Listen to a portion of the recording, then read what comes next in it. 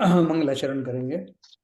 ओम नमः सिद्धेभ्याः जय श्री ओम नमः सिद्धेभ्याः जय श्री ओम नमः सिद्धेभ्याः। मंगलम भगवान वीरो मंगलम गौतमो गणी मंगलम कुंद कुंदाद्यो जैन धर्मोस्तु मंगलम सर्वमंगल मांगल्यम सर्व कल्याण कारकम प्रधानम सर्वधर्माणां जैनम जयतु शासनम जैनम जयतु शासनम जैनम जयतु शासनम। तो देखिए, हमने कल पुरुषार्थ और कर्म के बारे में पढ़ा था कि बहुत सारे जीव मानते हैं कि वो भाग्य बड़ा की पुरुषार्थ बड़ा। तो भाग्य का निर्माण तो कल अपन ने जैसे पढ़ा हम ही करते हैं, तो इसलिए बड़ा तो हमारा पुरुषार्थ ही है।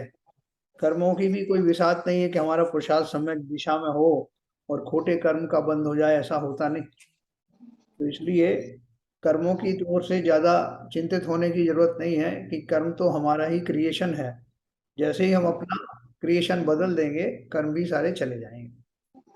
देखो, अपन आज पढ़ने वाले हैं श्रावक का अपन जो, क्योंकि अहिंसा महाव्रत के बीच में उन्होंने दिया था कि श्रावक को और मुनियों को जो अपन चारित्र के बारे में पढ़ रहे थे ना, तो चारित्र जो है उनका क्या होना चाहिए, मुनियों का चारित्र हमने पढ़ा था। श्रावकों के चारित्र के बारे में विशेष चर्चा अपन कर रहे हैं। तो उसमें 11 प्रतिमाओं का जो, जैसे गुण स्थान होते हैं मुनियों के, ऐसे ये श्रावकों की 11 प्रतिमाएं हैं। तो देखिए, अपन पढ़ते हैं सामान्य भाषा में, पेज नंबर 222, जैन धर्म जानिए। 11 प्रतिमाएं। सामान्य भाषा में प्रतिमा का अर्थ पाषाण, धातु या रत्नों की बनी प्रतिमा से होता है, किंतु नैष्ठिक श्रावक के संदर्भ में व्रत आदि गुणों में उत्तरोत्तर विकास हेतु 11 पद या दर्जे कहे गए हैं। ये ही श्रावक की 11 प्रतिमाएं कहलाती हैं। प्रतिमाएं यानी दर्जे दिए, मतलब वही उत्तरोत्तर विकास जैसे गुलिस्तान में होता है, ऐसे यहाँ श्रावकों के परिणामों में होता है।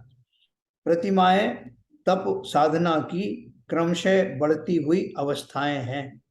अगली प्रतिमाधारी को पूर्व की प्रतिमाओं के व्रत नियम आदि की पालना करना भी आवश्यक होता है ना। जैसे कोई आदमी, कोई बच्चा जो है 10वीं क्लास में चला जाए, तो इसको मतलब ये नहीं कि वो 9वीं क्लास तक का सारा कोर्स भूल गया होगा या उसे भूल जाना चाहिए, है ना। वो भी साथ में रखना है और उससे ऊपर की परिपक्व दशा में अपने आप को स्थापित करना है। तो वैसे यहाँ पे बोल रहे हैं, अगली प्रतिमाधारी को पूर्व की प्रतिमाओं के व्रत नियम आदि की पालन करना भी आवश्यक होता है। श्रावक अपने श्रावक अपने व्रत नियम तप साधना आदि की पालना करता हुआ प्रथम से दूसरी और दूसरी से तीसरी तथा इसी प्रकार 11वीं प्रतिमा तक चढ़ता। प्रतिमाएं जीवन भर के लिए ली जाती हैं, सीमित अवधि के लिए नहीं। जैसे मुनियों का है ना, मुनि अब मुनि बन गए, साथ में 6वें गुण स्थान में रहने वाले। क्या ऐसा वो महाव्रत धारण किए हैं तो ऐसा थोड़ी कि उन्होंने कि जो है साहब 2 महीने के लिए महाव्रत धारण किए हैं या 2 साल के लिए किए हैं, बाद में वापस नीचे की दशा में आ जाएंगे, ऐसा नहीं है। हमारे यहाँ तो जिन भूमिकाओं में आपका जो पहुंच हो गई है, जहां तक आपने अपने भावों के माध्यम से अपने को स्थापित कर लिया है, उससे पीछे आने की कोई चांस नहीं है। इसलिए बहुत जानबूझ के, बहुत समझ करके इन प्रतिमाओं को या मुनि व्रतों को धारण करने की आवश्यकता है। अगर आपसे नहीं होता है तो नीचे की भूमिका में रह करके ऊपर की भूमिका का पालन करने का प्रयत्न करना, लेकिन वहां जाने के बाद में फिर डिगना नहीं। नीचे आने में अत्यंत पाप का बंध होता है और गलत संदेश जाता है। वहां फिर शिथिलाचार्य की भूमिका में जीव आ जाता है। इसलिए अपने पर तोल लेना कि कितनी उड़ान मैं भर सकता हूँ, उसके अनुसार ही कृत नियम आदि धारण करना। तो देखो उन्होंने क्या लिखा है। व्रत नियम धारण, इसका मतलब ये नहीं है कि हम जो है डर के मारे जो है आगे बढ़े ही नहीं। आगे तो अवश्य बढ़े, लेकिन पूरे साहस के साथ बढ़े, क्योंकि जितने जितने हम अगर पीछे रहेंगे तो उतना हमारा जीवन आधा अधूरा संयम ही रह पाएगा। इसलिए बढ़ने की प्रयास तो निरंतर करना, लेकिन अपनी सामर्थ्य देख करके कहीं मैं उस भूमिका पर जाकर टिक तो नहीं जाऊंगा, इसका बहुत ध्यान रखना। श्रावक अपने व्रत नियम तप साधना आदि की पालना करता हुआ प्रथम से दूसरी और दूसरी से तीसरी तथा इसी प्रकार 11वीं प्रतिमा तक चढ़ता। प्रतिमाएं जीवन भर के लिए ली जाती हैं, सीमित अवधि के लिए नहीं। प्रथम से छठवीं प्रतिमाधारियों को जगन्य श्रावक कहते हैं, है ना। जगन्य माने जो मिनिमम सबसे छोटा श्रावक है। प्रथम से छठवीं प्रतिमाधारियों को जगन्य श्रावक कहते हैं। 7वीं से 9वीं प्रतिमाधारियों को मध्यम श्रावक या ब्रह्मचारी कहते हैं। ब्रह्मचारी क्यों कहा? क्योंकि 7वीं प्रतिमाधारी को सब तरह से ब्रह्मचर्य में वो स्थापित हो जाता है, स्वद्वारा स्वस्त्री आदि का भी त्याग हो जाता है, तो उसकी उस भूमिका में उसको ब्रह्मचारी जो भैया जी वगैरह होते हैं, तो ये माना जाता है कि उन्होंने 7वीं प्रतिमा का धारण किया है। लेकिन 7वीं प्रतिमा का अर्थ ये नहीं कि मात्र 7वीं का, पहली से लेकर के और 7वीं तक के प्रतिमाओं के वो धारी हैं। तदनुसार उनको आचरण करना है। अब उन प्रतिमाओं का जो स्वरूप पढ़ेंगे तो आपको समझ में आएगा। और 10वीं व 11वीं प्रतिमाधारियों को उत्तम श्रावक या भिक्षुक कहते हैं। यहाँ भिक्षुक शब्द क्यों लगाया है? क्योंकि उन प्रतिमाओं के बाद में फिर वो स्वयं भी आहार आदि की व्यवस्था स्वयं के लिए नहीं बनाते, उससे पहले की भूमिकाओं में होता है। ऐलक, क्षुल्लक और क्षुल्लिका 11 प्रतिमाधारी होते हैं। 11 प्रतिमा के ऊपर श्रावक मुनि अथवा आर्यिका पद धारण कर लेता है। लेकिन बहुत सारे ऐसे हैं कि जो उस भूमिका से आगे बढ़ते नहीं, पूरा जीवन निकल जाता है, वो ऐलक क्षुल्लक से टाइम निकाल देते हैं। उसके पीछे हमारी दुर्बलताएं होती हैं। जैसे बहुत सारे लोग जो लंगोट आदि नहीं छोड़ सकते, क्योंकि उनको उस तरह के उतने उत्कृष्ट भाव या दृढ़ता जीवन में आती नहीं। वो स्वयं के जो भाव हैं उनको टटोल करके इस बात के लिए उनकी तैयारी होती नहीं कि वो मुनि दशा को धारण करें।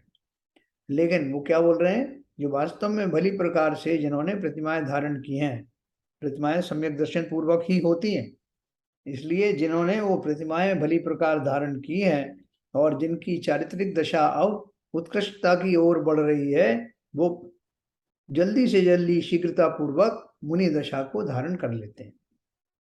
तो 11 प्रतिमाओं का संक्षिप्त विवरण इस प्रकार से है। पहली, दर्शन प्रतिमा। दर्शन प्रतिमा क्या है?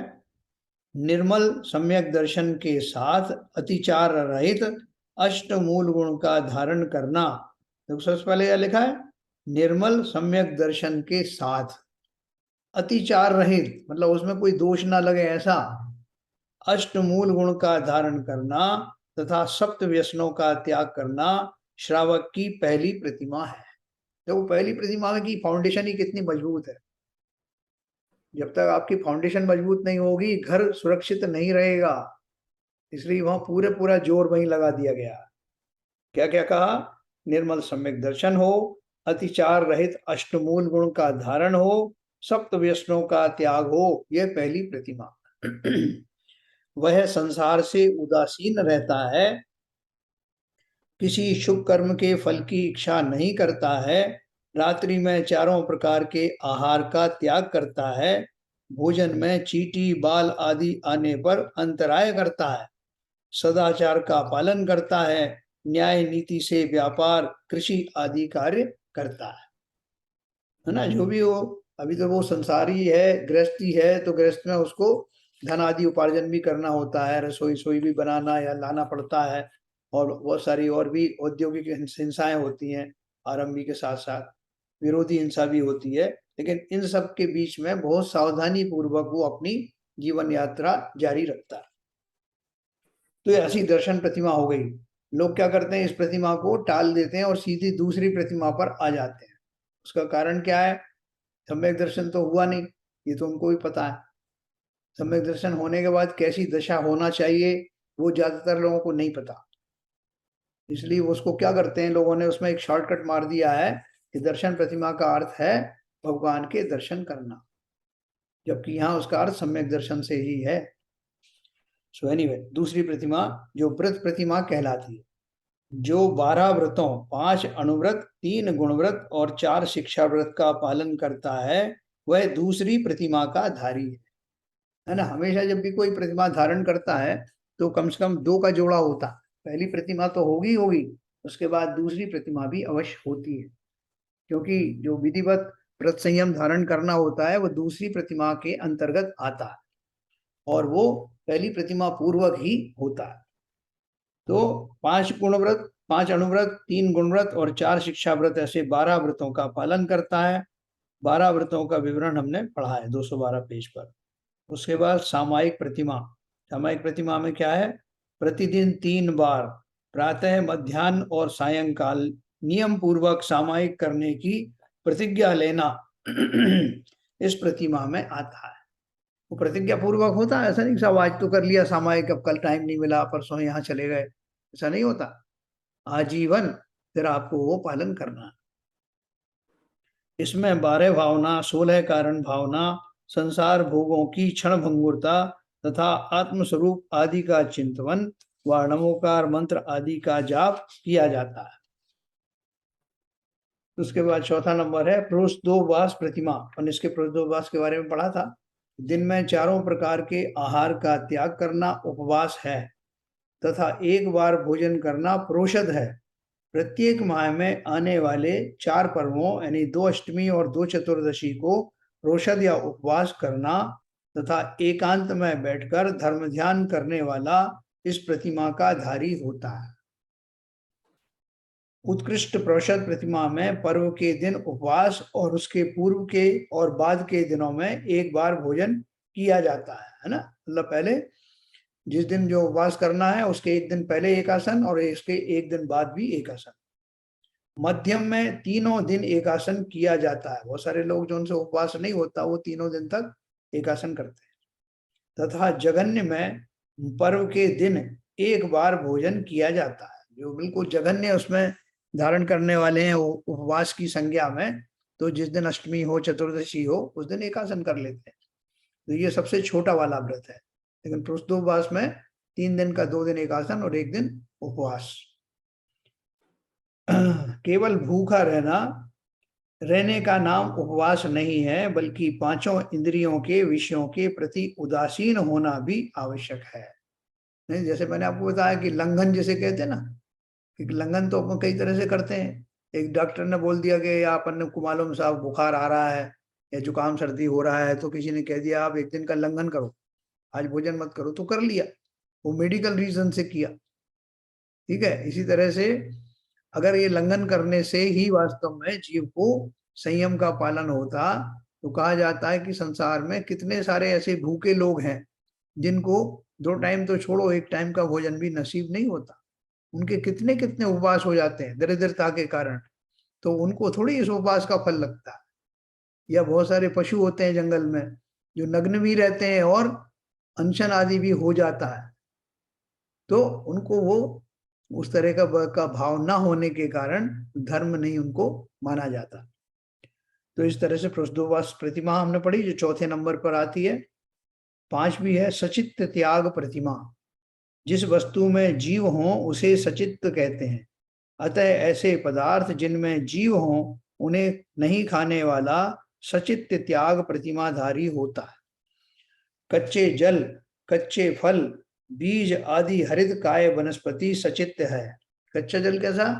कि आपने डायरेक्ट पानी आया, नल से आया या कहीं से कुएं से लाए, नदी से लाए, तो वो जब तक उसे गर्म नहीं किया है तब तक उसमें त्रस्त जीवों के निरंतर उत्पन्न होने की संभावना बनी रहती है। तो जो आपको जब पीने के योग करना होता है तो उसे प्राशुक किया जाता है, जल को गर्म आदि करके, और उतने मर्यादा के अंदर अंदर उसका सेवन किया जाता है।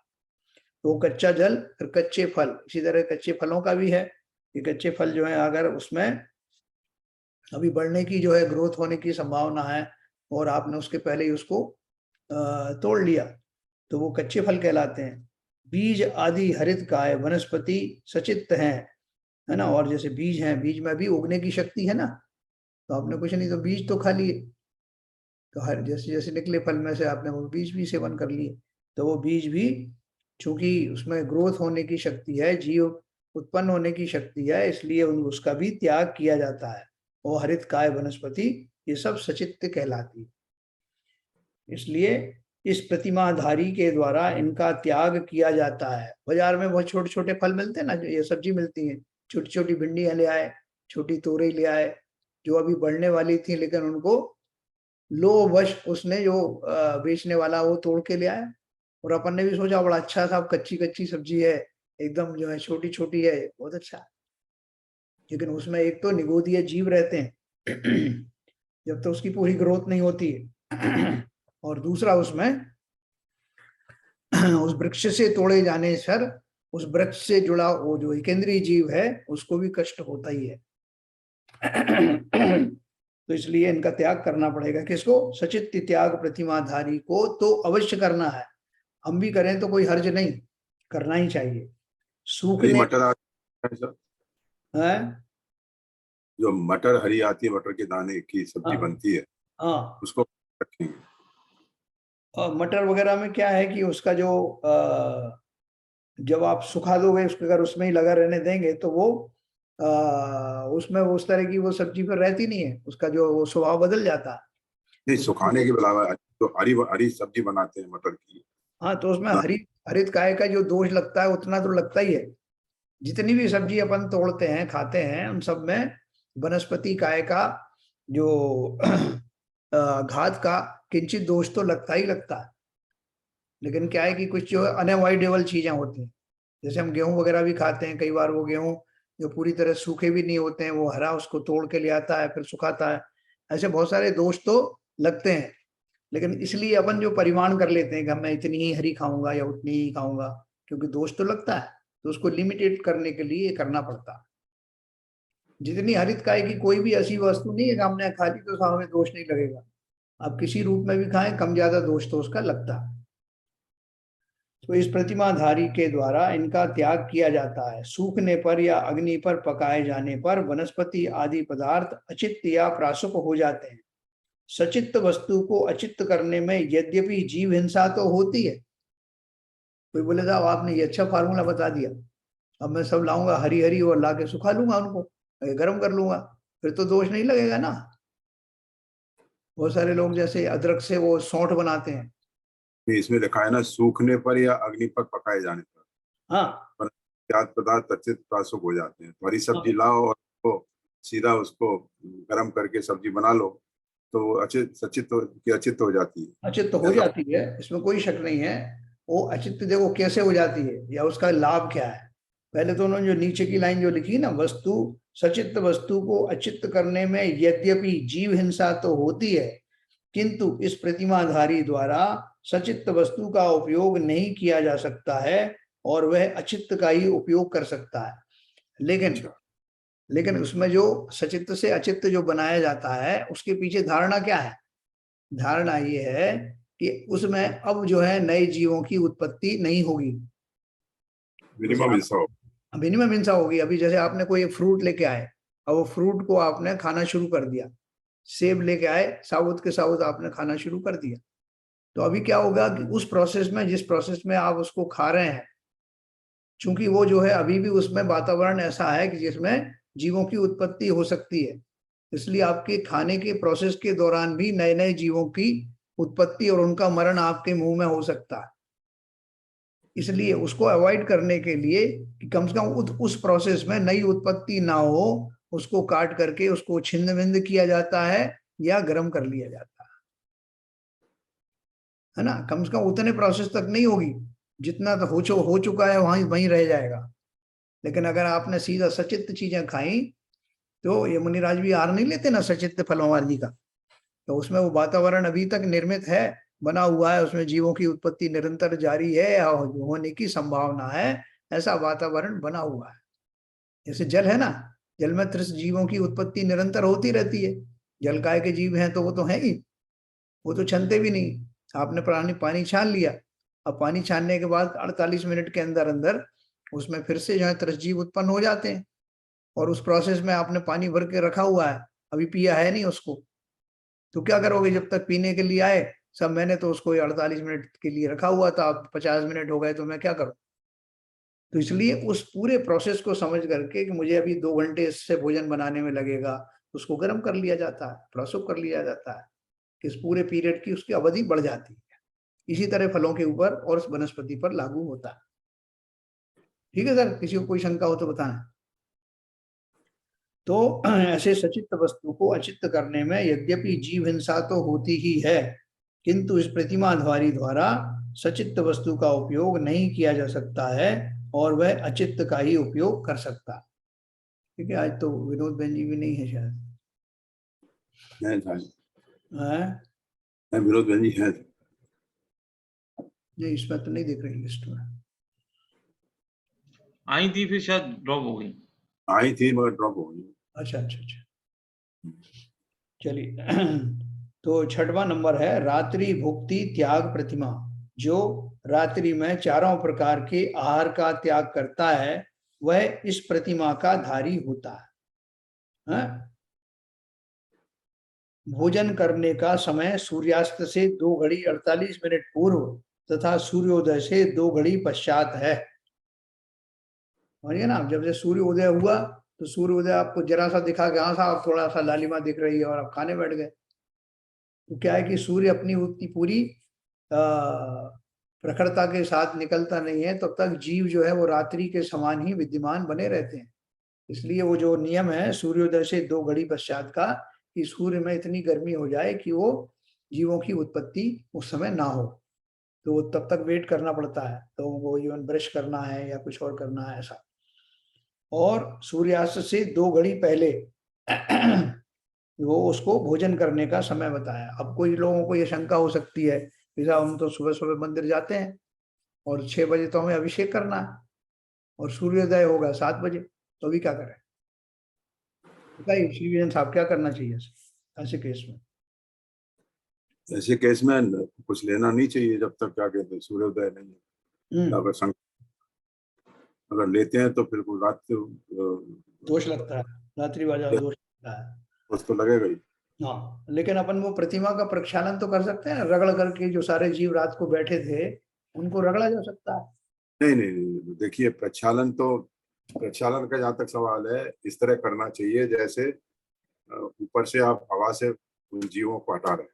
हाँ के करने से लोग सोचते हैं मेरे को पुण्य बहुत मिल रहा है, तो बहुत बड़ा पाप कमा। हाँ, हर एक चीज में विवेक लगाना।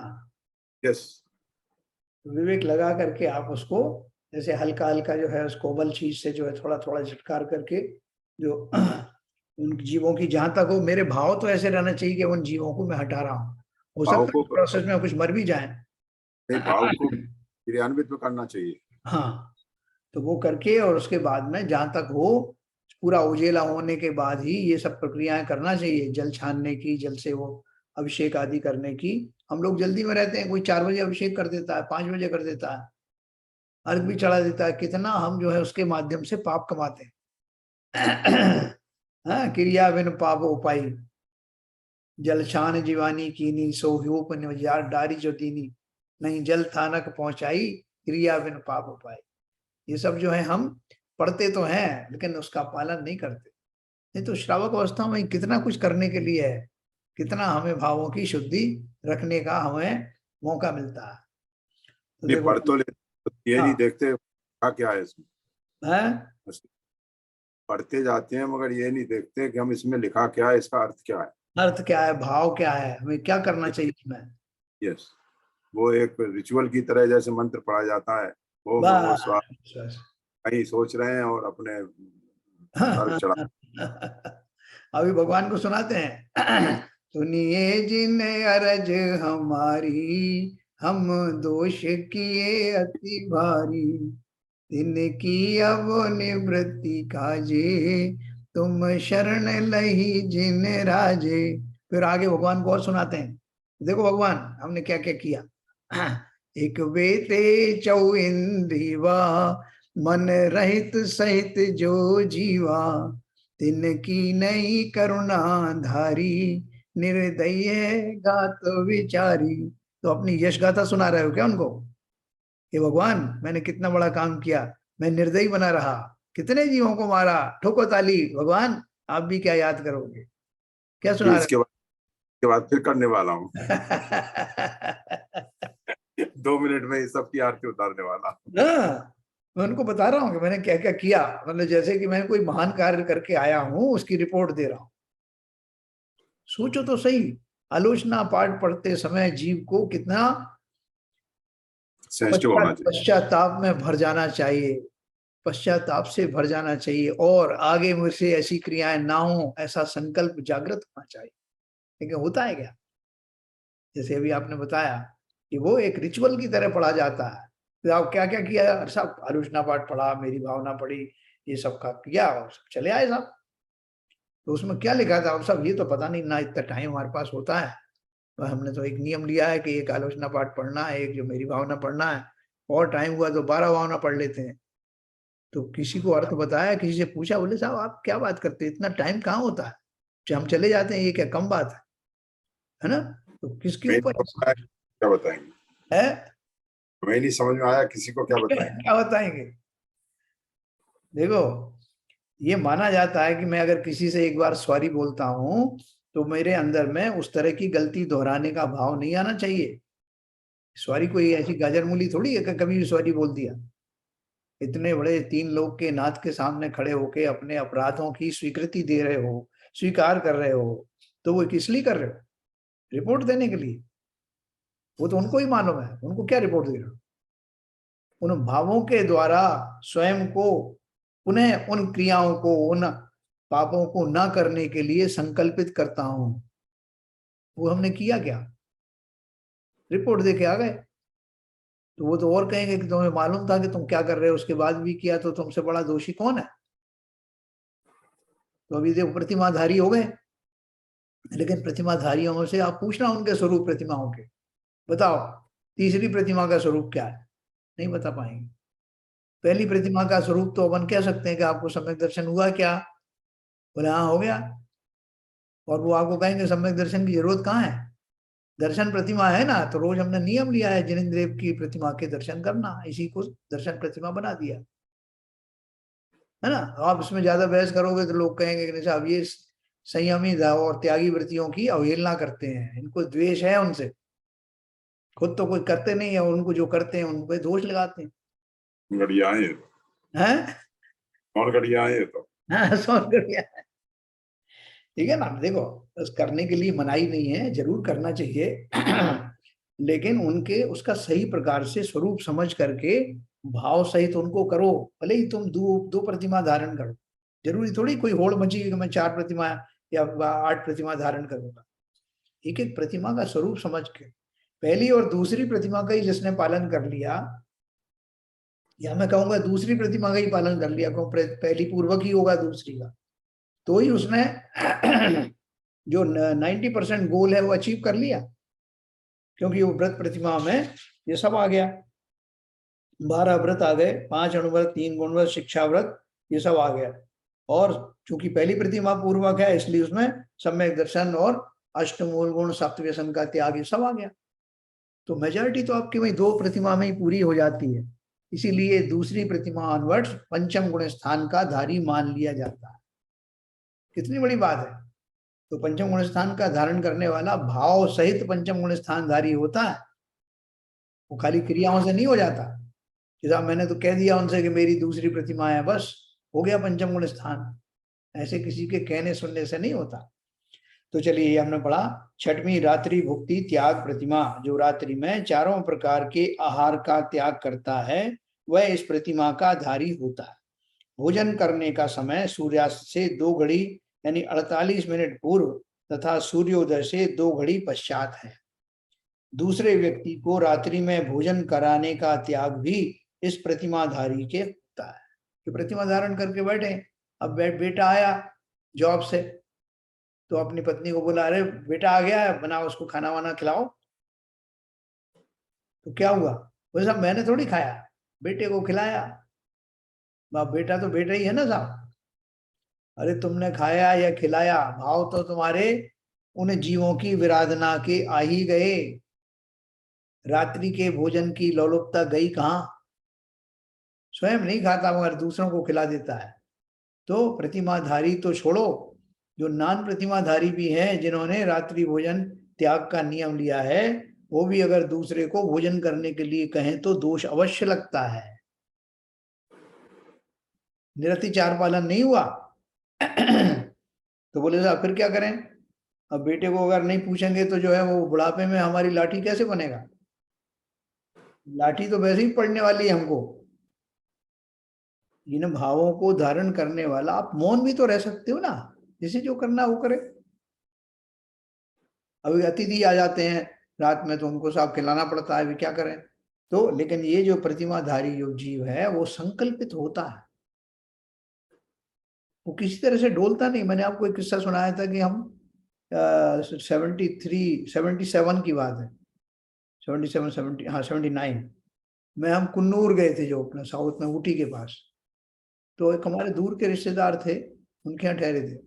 अब पहुंचे थे करीब 7-8 बजे। तो उन्होंने जो है वो दूध दूध की ये सब थोड़ा ड्राई फ्रूट वगैरह सब हमारे सामने रख दिया। और हम प्रतीक्षा कर रहे थे कि भोजन के लिए पूछेंगे, वो पूछा ही नहीं उन्होंने। 9 बज गया, 9:30 बज गया। फिर आकर के घर का स्वामी जो है उसने हाथ जोड़ के कहा कि साहब माफ करना, हमारे किचन जो है 6 बजे बंद हो जाती है। कोई अगर जैसे आप जैसे संभ्रांत व्यक्ति आते हैं तो हम यही सेवा कर सकते हैं। हम लोग तो खुद भी ये भी नहीं खाते, लेकिन फिर भी ये हमारी व्यवस्था है, इसके लिए हमें आप क्षमा करना। और ये हमारा नियम कभी भंग होता नहीं। उनका बेटा वो बिजनेस करता था, वो इसने यूकेलिप्टस ऑयल का। तो वो कहता है कि कहीं से भी हमारा बेटा कहीं भी हो, अगर 6 बजे तक आ गया, एंट्री हुई तो भोजन करता है, वरना बिल्कुल बिना खाए चला जाता, सो जाता। ऐसा कड़क नियमों का पालन करने वाले वास्तव में इसके रहस्य को समझते हैं। तो ये तो वो हैं जिन्होंने प्रतिमाएं नहीं ली, उसके बावजूद भी इतना सख्त है, और ये प्रतिमा धारण को तो और भी सख्त होने की जरूरत है। तो दूसरे व्यक्ति को रात्रि में भोजन कराने का त्याग भी इस प्रतिमाधारी के होता है। पहली प्रतिमाधारी के भी रात्रि भोजन का त्याग होता है। फिर भी कुटुंबी जन अथवा अन्य लोगों के निमित्त से कारित और अनुमोदना संबंधी जो दोष लगता है, उसका यहाँ त्याग हो जाता है। यानी पहली प्रतिमा तक जो है लोगों को थोड़ा सा ये दोष इस तरह का लगता है, लेकिन उसके बियॉन्ड जो है वो बिल्कुल पक्का हो जाता है। वो मेरी अभी 6वीं प्रतिमा है, ना खाता हूं ना खिलाता हूं, है ना, ये वाला भाव। जैनेतर समाज के व्यक्ति द्वारा यदि श्रावक धर्म अंगीकार किया जाता है तो उसे प्रथम प्रतिमा में रात्रि भोजन त्याग कठिन होता है। इसी से 6वीं प्रतिमा में सभी प्रकार के रात्रि भोजन का त्याग कहा है। क्या बोल रहे हैं? जिन्होंने जो जैन धर्म के बारे में नहीं जानते, उनको इतना अभ्यास नहीं होता, जैनी नहीं है, लेकिन बहुत सारे ऐसे श्रावक बन जाते हैं जैनी। तो उनको जो है इस तरह से जब वो ग्रहण करते हैं तो उनको क्या कहा जाता है, 6वीं प्रतिमा में सब तरह के भोजन का त्याग उनको कराया जाता है, जो कि जैनियों को पहली प्रतिमा में ही हो जाता। 4 प्रकार के आहार का विवरण अपन ने पढ़ा था, ठीक है ना। यहाँ पर जो है एक दो ये जहाँ हम लोग रह रहे हैं उसके आसपास कोई 40-50 लोगों का उन्होंने ग्रुप बनाया, पेरेंट्स रेजिडेंट एसोसिएशन, जिसमें मुझे भी शामिल किया है। और उसमें ज्यादातर सब अजैन ही हैं, तमिलनाडु के और तेलुगु ज्यादातर लोग हैं, उनमें एक गुजराती भी हैं। तो वही गुजराती भाई मुझसे कह रहे थे कि साहब मुझे आप जो है वो श्रावक के 8 मूल गुण मुझे बताइए, तो मैं इसको ज्वाइन करना चाहता हूँ, मुझे बहुत अच्छा लगता है। तो ऐसे जीवों के भाव आते हैं, भले ही वो जैन नहीं है, क्योंकि क्यों, पहले जैन रहे होंगे, अपनी किसी कारणों के कारण, खोटे अपने पापों के कारण उनकी जैन पदवी छिन गई, लेकिन वो संस्कार अभी भी बने हुए हैं ना। हम तो कितने लकी हैं कि हमारे जैन संस्कार चले आ रहे हैं, हमारी पोस्ट छिनी नहीं है अभी। तो इस प्रकार से ये हमने 6वीं प्रतिमा पढ़ी। इस 6वीं प्रतिमा का एक दूसरा नाम भी है। उक्त 6वीं प्रतिमा का दूसरा नाम दिवा मैथुन त्याग प्रतिमा भी है, क्योंकि दिन में काम सेवन का उसके पूर्ण त्याग रहता है ना। ये 6वीं प्रतिमा के 2 भाग हैं, 2 पार्ट हैं। एक तो ये कि रात्रि में सभी प्रकार के आहारों का त्याग, और दूसरा जो दिन में किसी तरह का मैथुन आदि नहीं करना। 7वां है ब्रह्मचर्य प्रतिमा, है ना। ब्रह्मचर्य प्रतिमा में क्या है, काम सेवन से पूर्णतया विरक्त होकर अपनी पत्नी तथा अन्य सभी स्त्रियों के त्याग का करना ब्रह्मचर्य प्रतिमा है। है ना। उससे पहले की जो प्रतिमा है उनमें स्वपत्नी के साथ तो विधिवत पत्नीवत संबंध बनाया रखा जा सकता है, किंतु सातवीं प्रतिमा बियॉन्ड उन किसी भी तरह की कोई स्त्री से कोई संपर्क नहीं होता। काम सेवन से पूर्णतः विरक्त होकर अपनी पत्नी तथा अन्य सभी स्त्रियों का त्याग करना ब्रह्मचर्य प्रतिमा है। वैसे तो ज्यादातर जो भैया जी वगैरह होते हैं वो बाल ब्रह्मचारी होते हैं, विवाहित होते नहीं है, तो उनको अब ये पालन करना और ज्यादा आसान और अच्छा होता है। फिर 8वां है आरंभ त्याग प्रतिमा। आजीविका तथा गृह कार्य संबंधी सभी क्रियाओं का त्याग करना आरंभ त्याग प्रतिमा कहलाता है ना। आरंभ किसे बोलते हैं? जो गृहस्थी से संबंधित जो कार्य हैं। इस प्रतिमा का धारी हिंसा के कारण खेती, नौकरी, व्यापार आदि कार्यों की सभी क्रियाओं का त्याग कर देता है। वह धार्मिक कार्य यानी पूजन आदि कर सकता है, परंतु जीविका उपार्जन हेतु कोई क्रिया नहीं करता है। अपने पूर्व संचित धन से ही अपना जीवन निर्वाह करता है। श्रावक के द्वारा बुलाए जाने पर उसके यहाँ भोजन कर सकता है ना। अपने यहाँ तो क्या करते हैं लोग, आप रिटायर होने के बाद में अभिलाषा रहती कि साहब एक तो एक्सटेंशन मिली जाए 4-5 साल का, और अगर नहीं मिलता है तो कोई दूसरी नौकरी की जाए। वही साहब क्यों कर रहे हो नौकरी दूसरी? साहब इसलिए कर रहे हैं कि एक तो बैठे बैठे मन मानता नहीं है, खाली बैठे बैठे क्या करें, तो दूसरा है कि धन कमाने की एक वासना सी हो गई है, आदत सी हो गई है, उसमें बड़ा आनंद आता है। और तीसरी बात ये कि जो धन उपार्जन करूंगा अपने बच्चों को दे जाऊंगा एक्स्ट्रा। ये 3 कारणों से जीवों का वो धन कमाने का सिलसिला जारी रहता है। बहुत सारे लोग तो शेयर मार्केट में भी चले जाते हैं और कितना भी उसमें रिस्क भी होती है वो भी करते रहते हैं, जब टाइम भी पास होता है और कुछ पैसा किसको बुरा लगता है ऐसा कहते हैं। लेकिन मेरा एक क्वेश्चन था यहाँ पर।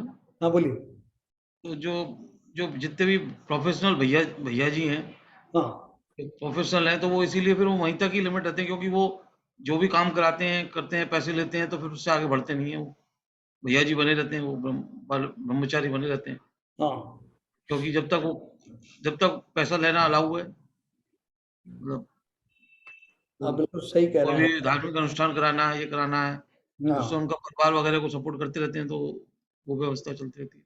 क्योंकि हाँ उससे आगे जाएंगे तो फिर वो सब छोड़ना पड़ेगा। एकदम सही कहा आपने। ये उनका बैकग्राउंड होता है, पक्का होता है कि ये जो है सबसे अच्छी भूमिका है कि सब जगह प्रतिष्ठित होते हैं, सब जगह बढ़िया बढ़िया भोजन स्वयं भी करने को मिलते हैं, परिवारजनों के लिए पैसा भी मिलता है। लोग अपना ही ट्रस्ट बना लेते हैं, बोलते हैं साहब ये पैसा तो ट्रस्ट में जा रहा है। काय का ट्रस्ट है? आप वो ट्रस्ट को देखेंगे तो उसमें वो ही है सब कुछ, और या उनका परिवार। नहीं साहब मैं हाँ मैं तो इनको लोगों को फ्रॉड कहूंगा। और बिल्कुल सत्य बात है, ये उनका केवल कॉमर्शियल एस्टेब्लिशमेंट हो जाता है, कॉमर्शियल हाँ, बिजनेस होता उसको डिग्री की तरह यूज करते हैं उसको, ब्रह्मचारी है। प्रतिमा। और देखो ब्रह्मचारी के जो भोजन आदि की व्यवस्था है, ब्रह्मचर्य की 7 9 9 तो जो है वो बाड़ें होती हैं। उन बाड़ों में गरिष्ठ भोजन ना करना, भूख से कम भोजन करना, धन आदि इकट्ठा ना करना, ये सब उसमें आता है। लेकिन वो धन लेकर के साहब मैं तो ट्रस्ट में जा रहा है, हम अपने लिए कुछ लेते नहीं। दूसरे लोग दूसरी तरह से डिमांड करते हैं, साहब ये तो ट्रस्ट में चला जाएगा, मुझे क्या दिया आपने, इससे कम में मैं प्रतिष्ठा नहीं कराऊंगा। वो धन का क्या उपयोग करते हैं? बाल बच्चे हैं नहीं, लेकिन जो आदत पड़ी हुई है ना, तो अपने जो है भतीजे को इसको उसको देते रहते हैं, बैंक बैलेंस बना के रखते हैं। और जैसे शैलन जी ने कहा, इस भूमिका में उनको सब तरह से लाभ ही लाभ है। जहां भी जाएंगे आने जाने का खर्चा मिलेगा, उत्तम आहार मिलेंगे, और कहने में आएगा कि धार्मिक व्यक्ति है। इसलिए इसी भूमिका से आगे बहुत सारे लोग बढ़ते नहीं। इवन अलग चुल्लक भी बन करके वो आगे क्यों नहीं बढ़ना चाहते, अलग चुल्लक वाले भी, क्योंकि उनको लगता है इस भूमिका तक जो है सब तरह से आजादी में है, बहुत सारी आजादी है, बैठ के भोजन कर सकते हैं।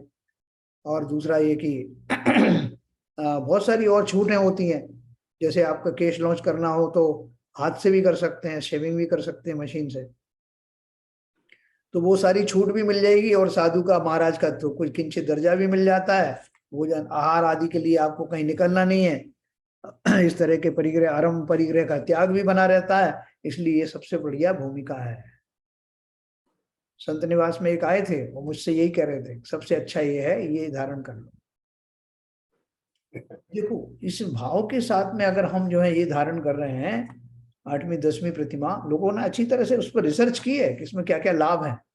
मुनि बनने के बाद तो आपका बहुत रिस्ट्रिक्शन हो जाता है, लोग उंगलियां उठाने लगते हैं अगर हमने जरा भी वो आचरण से भ्रष्ट हुए तो। लेकिन यहाँ सब कुछ चलता है कि अभी कौन से हम महाराज बने। तो देखो भैया, कितना हमारे अंदर में मायाचारी बसी हुई है। हम इन प्रतिमाओं का, इन पोस्टों का इस तरह से दुरुपयोग करते हैं। कितने भैया जी मैंने देखा वहां जबलपुर में, वो कैंटीन चलाते हैं, उनमें एक छात्रावास चला रहे हैं कि बच्चे पढ़ रहे हैं साहब, बच्चों के माध्यम से जो भोजन बन रहा है उसमें वो भी खा रहे हैं। बहुत सारे बच्चों ने मुझसे शिकायत करी कि साहब ये जो है भैया जी खुद के लिए तो जो है अलग तरह के मिष्ठान वगैरह रखते हैं और हम लोगों को कुछ देते नहीं।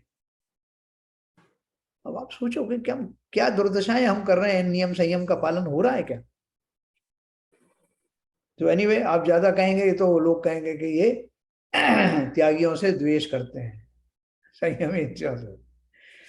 तो एनीवे, ये जो स्वरूप दिया अपन तो उसको पढ़ते हैं, किसी व्यक्ति विशेष के बारे में अपन नहीं बात कर रहे हैं। तो ब्रह्मचर्य प्रतिमा में ये हो गया काम सेवन से पूर्णतया विरक्त होना। आरंभ त्याग प्रतिमा, ब्रह्मचर्य प्रतिमा में 5 इंद्रियों के विषयों का त्याग होता है, कंट्रोल होता है। जैसा मैंने आपको बताया, गरिष्ठ भोजन का त्याग, भूख से कम भोजन करना, स्त्रियों आदि के से संयुक्त स्थानों में अकेले में वार्तालाप करना या उनसे जो है देर देर तक बात करना। बहुत सारा लंबा चौड़ा हिसाब किताब है इसका, मैं कभी आपको इसके बारे में बताऊंगा। अभी शील के जो है 18,000 जो दोष हैं, जिनका पालन संत जिनेन्द्र देव से ही प्रारंभ होता है, वो 18,000 दोष क्या है और शील की 9 वाड़ क्या है, मैं आपको बताऊंगा बाद। तो 8वीं नंबर की आरंभ त्याग प्रतिमा मैंने आपको बताया कि जो उनका जो धन है, जो उन्होंने कमाया होता है, उसी में से अपना गुजारा करते हैं। एक सुमत प्रकाश करके खनिया दाना के एक हैं ब्रह्मचारी, वो वैसे वो रहते हैं, उनके जो गांधी स्वामी पंथ वाले हैं उनके साथ में रहते हैं, लेकिन वो भली भांति उस चर्या को पालते हैं। ब्रह्मचर्य प्रतिमा को अपने वस्त्र भी किसी को हाथ नहीं लगाने देते, स्वयं ही धोते हैं, स्वयं अपना भोजन बनाते हैं। वो भोपाल में वो थे, लेक्चरर थे या प्रोफेसर थे, हमारे सामने ही वो बने थे, वो कोटा में हम जब थे। उनका नाम बहुत अच्छे से सुना है, उनके मेरे पास प्रवचन की सीडियां भी हैं, बहुत अच्छे बोलते हैं। बहुत अच्छे वक्ता हैं, एकदम सिंपल, और पूरा आचरण उनका आप देखो, मतलब इसे कहते हैं आचरणधारी। प्रतिमा है तो है, पूरी पूरी तरह से पालन करना। अपने वस्त्र भी उनके वैसे ही रहते हैं, कोई तड़क भड़क नहीं, कोई कुछ नहीं, कहीं कोई प्रतिष्ठा के लिए नहीं जाते। बहुत संयमित और सिंपल लैंग्वेज में बड़े खुश होकर के बच्चों को पढ़ाते हैं, है ना। हम लोगों से तो एज में कमी है वो, लेकिन ये देखो, जो वास्तव में धारण करता अपने लिए ही तो है, इतनी सारी सीढ़ियां अपने लिए बनाई गई, उसका पालन करते हैं भरपूर। उनसे एक जगह मैंने देखा, बोरीवली में वो आए थे, उनका प्रवचन चल रहा था, वहाँ ठहरे हुए थे, तो कुछ लोगों ने उनको ऑफर किया कि हम आपके वस्त्र वगैरह हम धो दिया करेंगे। उनका नहीं, मेरे वस्त्र मैं ही धोऊंगा, स्वयं भोजन बनाना, स्वयं अपने वस्त्र धोना, किसी तरह की कोई प्रसिद्धि आदि के लालच में नहीं पड़ना। तो ऐसा जो है ये आदर्श होना चाहिए जीव को। तो ये हमने आरंभ त्याग प्रतिमा पढ़ी। फिर परिग्रह त्याग प्रतिमा, एक और है, एक BHEL से जो उन्होंने वो ले लिया था, वॉलंटरी रिटायरमेंट लिया था, हमारी एज के ही हैं वो। तो उन्होंने ये बाल ब्रह्मचारी बन गए थे, वो शादी नहीं की थी, उनको भोपाल के रहने वाले हैं, पहले काफी दिन तक देवलाली में रहे वो। हेम जी हेम करके हैं वो, अणुशक्ति नगर में भी आए थे वो, और उन्होंने समय सार की बहुत बढ़िया वो कंपाइलेशन किया है सब गाथाओं का, बहुत सुंदर है वो। भी वहीं भोपाल के पास में, लाल घाटी के पास में, वो कौन सा जो नया मंदिर बना है, एक तीर्थ स्थान बना है, वहां सेटल हो गया। तो अगला है परिग्रह त्याग प्रतिमा, दैनिक उपयोग में आने वाली कुछ वस्तुओं यानी वस्त्र, बर्तन, पूजन के उपकरण आदि को छोड़कर शेष समस्त परिग्रह का त्याग करना परिग्रह त्याग प्रतिमा है ना। ये जो किनकी बात कर रहे हैं, जिन्होंने नवी प्रतिमा धारण किया है, दैनिक उपभोग में आने वाली कुछ वस्तुओं को, यानी थोड़े से बर्तन जिसमें भोजन आदि बनाने का होगा, रखने का होगा, वस्त्र हैं वो भी गिनती के होते हैं, और पूजन के उपकरण, इसको छोड़ करके शेष समस्त परिग्रह का त्याग करना परिग्रह त्याग प्रतिमा है। यह प्रतिमाधारी घर का त्याग कर देता है और संघ या धर्मशाला में रहता है। क्यों त्याग कर देता है? जब आपको धर्मशाला में ही रहना है तो घर क्यों छोड़ा? इसके पीछे क्या लॉजिक है? बोलो शैलन जी, बताओ। नहीं, घर, भाई घर छोड़ने का मतलब है कि एक दीवार है और वो नहीं है। भाई घर छोड़ने का मतलब है आपको अपनी मोह ममता को कम करना है परिवार के साथ में। बराबर। और यदि आप घर में बने रहोगे तो वो आपको कम होती नहीं है। इसलिए जब आप घर से दूर रहते हो तो वो धीरे-धीरे समय-समय कम होती रहती है और आप अपने तप आदि में लगे रहते हो, तो फिर उससे आगे आपको बढ़ोतरी मिलती है। घर से अपना ममत्व होता है ना, कि मेरा घर है, एक स्वामित्व की भावना होती है, एक ममत्व होता है। और दोनों ही धर्मशाला में तो होता नहीं कि मेरी धर्मशाला है। तो इसलिए वो अपने आप ही उसे त्याग के भाव परिपक्व होने लगते हैं। और वह श्रावक द्वारा निमंत्रित करने पर भोजन ग्रहण करता है। हर किसी के जाता भी नहीं भोजन करने, किसी ने बुलाया तो चले गए, और नहीं बुला तो ज्यादातर या तो वो भोजन बनाता ही नहीं है, कार उपवास भी कर लेगा, वो बनाया तो थोड़ा बहुत अपना बना के पेट भर लिया, दैट्स ऑल। परिग्रह के 24 भेद हैं, अंतरंग 14 व बाह्य 10, ये अपन ने पढ़ा था। परिग्रह त्याग के 24 भेद उनका पालन समुचित ढंग से ये प्रतिमाधारी करता है। ऐसी 9वीं प्रतिमा हो गई। अभी देखो 10वीं प्रतिमा। 10वीं प्रतिमा है अनुमति त्याग प्रतिमा।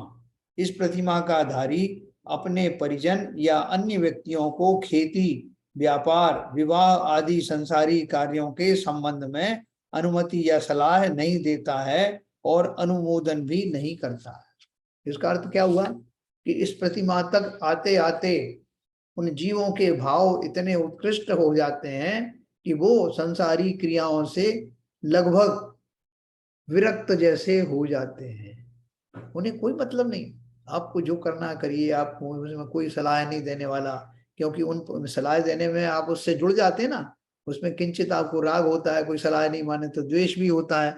तो उन राग द्वेषों से परे हट करके, और मैं किसी झंझट में पड़ना नहीं चाहता। सब जीवों का अपना अपना विवेक है, सबकी अपनी जीवन यात्रा है, जिसे जैसा लगे वो करो। वैसे भी हमारे कहने से कुछ फर्क पड़ता नहीं, हमें ऐसा लगता है, भ्रम रहता है कि मैं कहूंगा तो ये मान जाएगा। हम निमित्त तो बन सकते हैं, लेकिन हम करता नहीं है। तो इसलिए जो अनुमति त्याग प्रतिमा है, वो इस तरह के किसी भी तरह की सलाह मशवरा देने का उनका भाव समाप्त हो जाता है। वो जुड़ते नहीं उसमें किसी भी तरीके से। देखो अभी ये जो यहाँ तो हमारे व्यवहार में तो हमको बड़ा गर्व रहता है कि मैंने तो सुना दिया, उसको बता दिया, देख ले हाँ भाई ऐसा कर लेना, हाँ हाँ हाँ नहीं तो हाँ तू जाने, तेरा काम जाने। हाँ। मैंने बता दिया, पहले से ही बता दिया था उसको।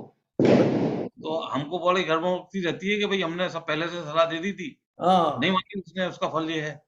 वो फलाने ने मान लिया तो उसको बहुत लाभ हुआ, है ना। तो देखो, और दूसरी बात एक और है कि जो प्रतिमाएं हम जो है ऊपर ऊपर की पढ़ रहे हैं, तो खाली हमने सब बाकी प्रतिमाएं तो छोड़ दी, और हमने खाली ये जो 10वीं प्रतिमा है अनुमति त्याग, वो हमने कर दी, धारण कर लिया। ना हमारे राग कम हुए, ना द्वेष कम हुए, लेकिन हमने कह दिया, कोई बच्चा हमसे सलाह मांगने आया, हमने कह दिया भैया मैंने तो 10वीं प्रतिमा धारण कर ली है, अब तू जान, तेरा काम है। तो उसको बड़ा ताज्जुब होगा कि सब जगह तो जाते फिर रहे हैं, होटलों में हमारे साथ घूमते फिर रहे हो, बाकी कोई राग द्वेष में कमी हुई नहीं है, अनुमति त्याग आपने कर लिया, है ना। तो ऐसा अगर किसी ने गलतफहमी में कर लिया, तो ऐसा हमारे बीबी जन साहब ने किया था। ऐसा एक बार मंदिर में ये चल रहा था स्वाध्याय मेरा, तो उन्होंने उसी दिन से ये नियम ले लिया कि मैं तो कुछ भी आएगा अभी आज से और अभी से त्याग कर दिया उसका अनुमति देने। थोड़ी देर में उनका बेटा आ गया, और बेटे ने कहा कि चलो वहां चलना था ना पापा अपने को प्लॉट देखने के लिए और वो फ्लैट देखने के लिए। तो उन्होंने कह दिया नहीं नहीं, मुझे कुछ नहीं देखना, मैंने तो छोड़ दिया सब तरह से, तुझे जो दिखना है दिखता है वो कर। वो बड़ा मैं ताज्जुब तो में पड़ गया। तो 10वीं प्रतिमा ले ली है।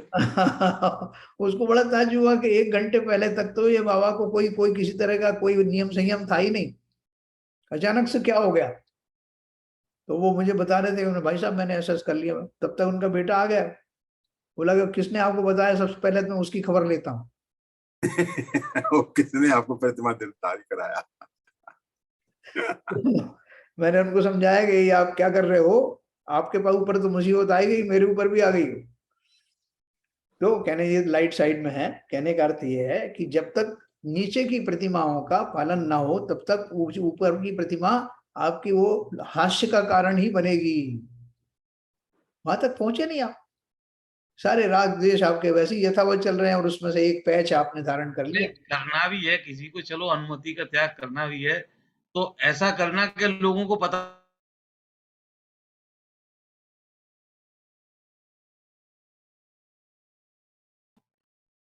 आप अपने मन में धारण कर लीजिए जो भी आपको करना भी है, क्योंकि जो भी आप नियम मानो वो भी संयम में आ जाता है, बिल्कुल क्योंकि उसका फायदा तो होता ही है, भले ही प्रतिमा ना ली हो तो संयम तो रही है कि भाई आपने मकान खरीदने जा रहे हो, नहीं साहब ऐसा लियो वैसा लियो और यूं बनवाइयो, आपने बोला भैया जैसा तेरे को लेना बनाओ, धीरे धीरे सने सने अपने को दूर करते जाओ, तो वो भी संयम ही।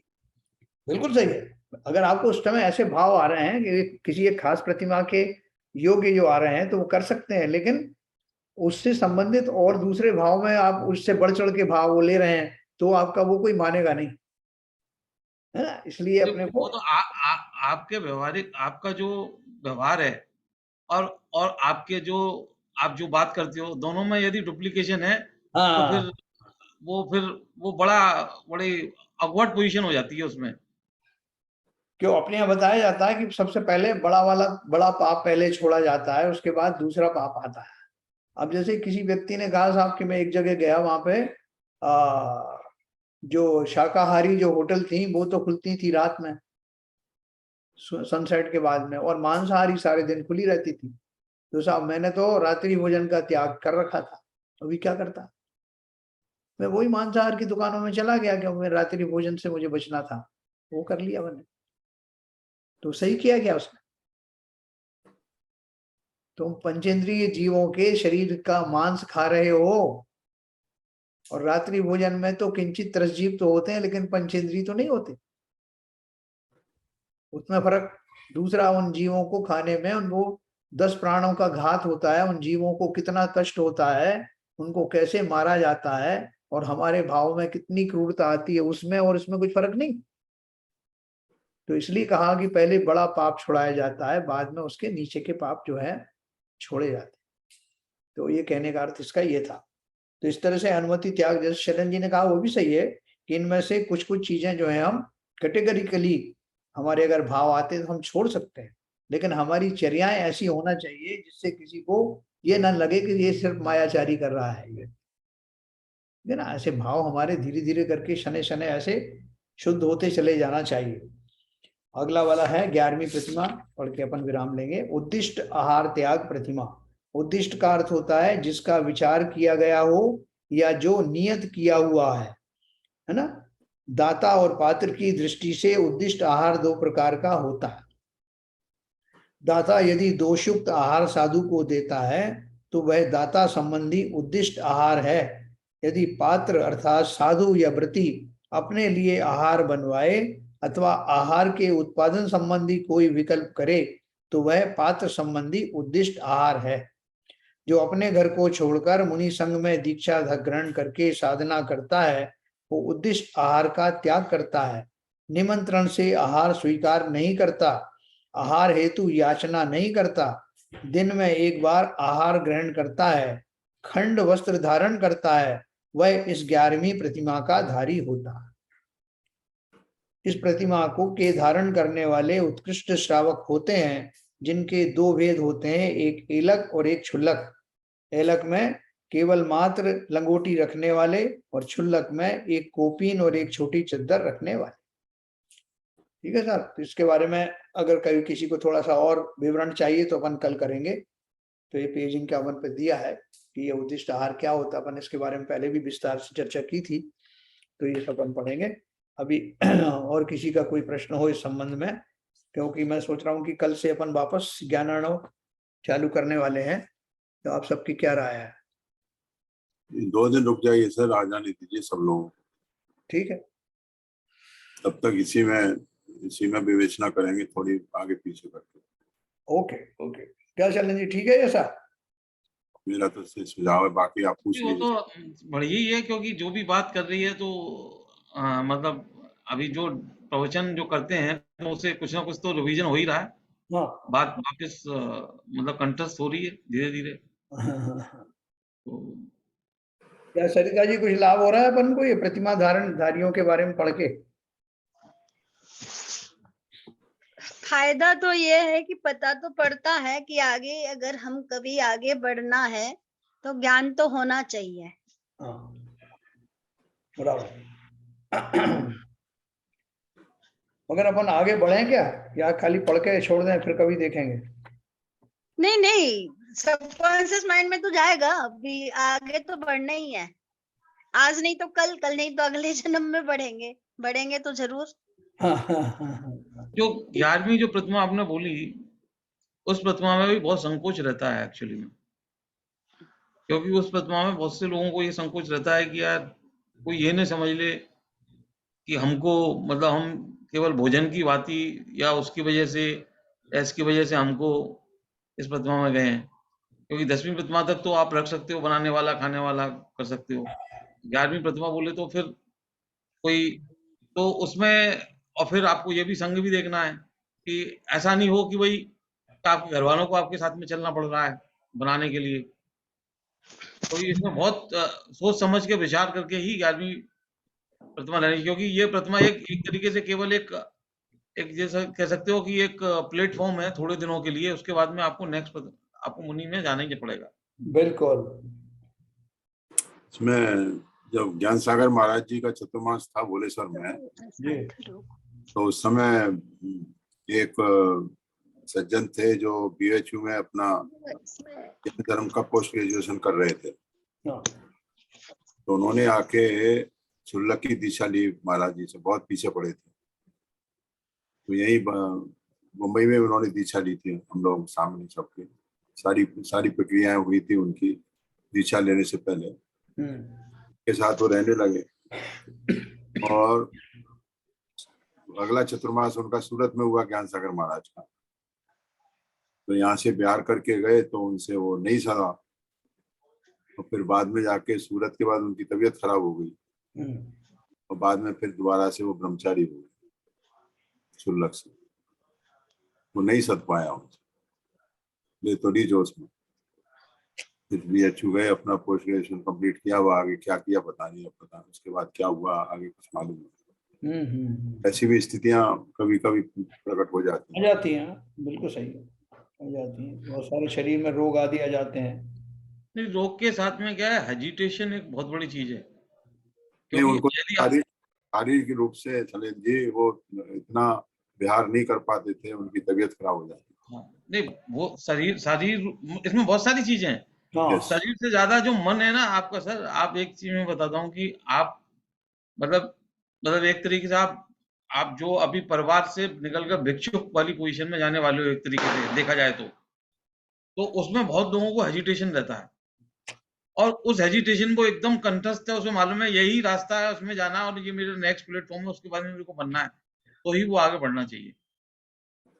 अदरवाइज क्या होता है, या फिर आपके परिवार को आपके साथ में जाना पड़ रहा है, आपको करना पड़ रहा है, तो वो भी ठीक नहीं है। सही बात तो है। हाँ, क्योंकि आपका शरीर अक्षम है और आपको हर चीज चलती नहीं है, और आपको बहुत सारी व्यवस्थाएं, क्योंकि फिर उस स्थिति में जो है कि जैसे भी आहार मिले, जितना भी मिले वैसे ही करके निकलना है आपको, फिर उसमें कुछ चॉइस तो होती नहीं है फिर। बिल्कुल सही है। मतलब अपने संयम की साधना में ये भी ध्यान रखा कि दूसरे लोग जो है खेद खिन्न ना हो। अपन नहीं, अपनी दूसरे खेत खिलने के साथ में अपने भी खेत खिलनेता का भी ध्यान रखना है ना। हाँ हमको कहीं हेजिटेशन है, क्योंकि ये हेजिटेशन बड़ा मुश्किल से निकलता है। बिल्कुल। अभी जो भाव है, हम बैठे हैं घर में, हम अपना कमा रहे हैं, अपना खा रहे हैं, ये बड़ा तगड़ा भाव है ये। हाँ हाँ हाँ इस भाव को छोड़ना इतना आसान नहीं है। सही, सब कुछ छोड़ सच्ची सकता हूँ, बात लेकिन है। इस भाव से नहीं छूटते साहब। बिल्कुल सही बात है, बिल्कुल सही। चलिए साहब, तो कल अपन फिर जो है इसमें इकट्ठे होंगे, जिनवाणी स्तुति करते हैं। नाश वे को ज्ञान के प्रकाश वे को आपा पर भास वे को भानुसी बखानी है। छाओ द्रव्य जान वे को बंध विधि भान वे को स्वरूप छान वे को परम प्रमानी है। अनुभव बताए वे को जीव के जताए वे को काहू ना सताए वे को भव्य और यानी है। जहाँ तहाँ तारवे को पार के उतारवे को सुख विस्तारवे को यही जिनवाणी है। हे जिनवाणी भारती तो ही जपू दिन रैन, जो तेरी शरणाग है सो पावे सुख चैन। जा वाणी के ज्ञान ते सूझे लोकालोक, सो वाणी मस्तक धरूं सदा दे दूं धो। जिनवाणी माता की जय।